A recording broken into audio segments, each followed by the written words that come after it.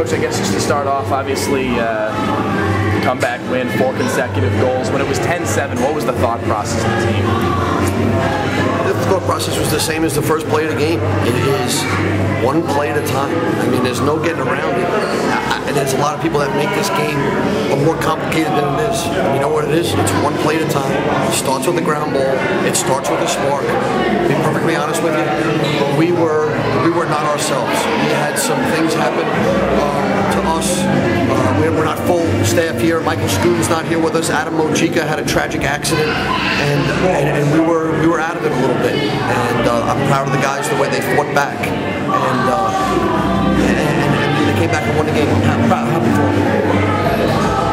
Now, Coach, on that final play, you guys had obviously Ryan Carter starting with the ball. I would imagine the game plan, attacking it at first, anyways, wasn't to have him be the one who shoots.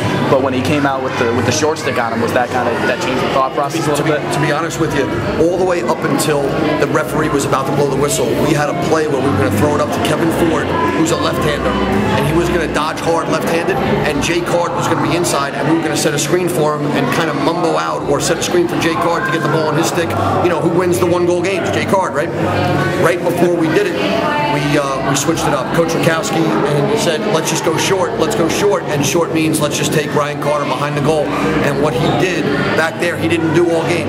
He did a right to left split dodge, and we practiced those shots. We call them a Miller drill shot, and it's just having poise around the goal, and we do them every day in practice, because when you go back and watch a film, those are the shots that absolutely drive you crazy. Why couldn't we just make that shot from 6 inches? It's a blown layup, and the poise that a senior that hasn't played a whole lot for us in years past, but certainly is getting a lot of time this year, he did a great job, and I'm proud of Ryan Carter. He deserves moments like this. Coach, you mentioned Ryan Carter, a player who bookended the run with the first and the fourth goal. You said he's a player with the light just came on this year.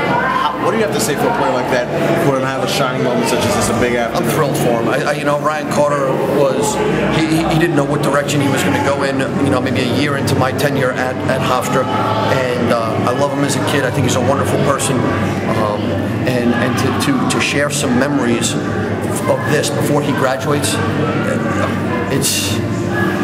there's no words for that. I'm so proud of Ryan Carter and everybody that made some plays. You know, Michael Vaccaro doesn't get a whole lot, and then he wins some faceoffs at the end.